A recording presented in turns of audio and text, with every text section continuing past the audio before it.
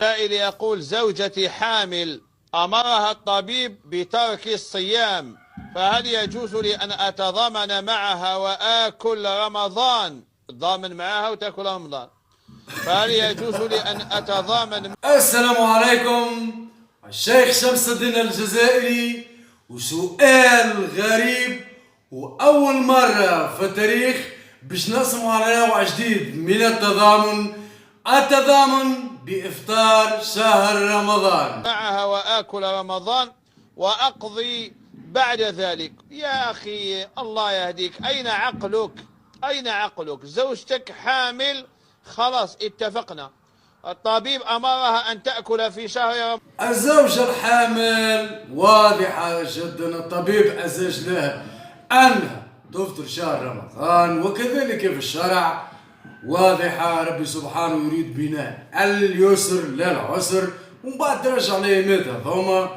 لكن شنو عذر الزوج هذا الاختراع اللي ما حصلش في تاريخ المسلمين، انه باش يفطر شهر رمضان من اجل ماذا؟ تضامنا مع زوجته الحامل. اسمعوا اجابة شمس الدين الجزائري. رمضان الواجب عليها أن تأكل، لأن الفتوى قائمة على رأي طبيب العدل.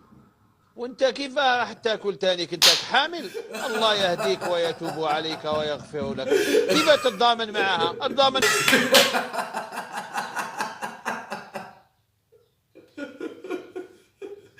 وانت كيفاش راح تاكل؟ راك حامل.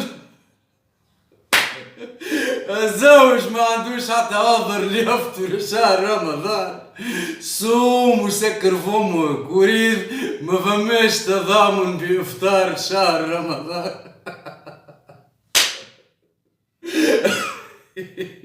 رافي، وشيلها آلة غسيل باش تغسل الحوايج، سهلها الأمور. شيلها آلة اللي تغسل الماعن، هذا ضامن معها. جاتي حاملة حتى تاكل رمضان، فهل يجوز لي أن أتضامن معها؟ الله يهديك. الزوج المحب يريد أن يتضامن مع زوجته بإفطار شهر رمضان. اختراع جديد يضاف إلى المسلمين، والاختراعات ينجم يتضامن معاها وقت اللي يشتري لها ماشينة لافي، وقت اللي يعاونها في غسيل الماعون، وقت اللي يجيب شكون يساعدها بحكم هي تتعب وهي حامل في هذا الشهر الكريم. هذا هو النوع من التضامن.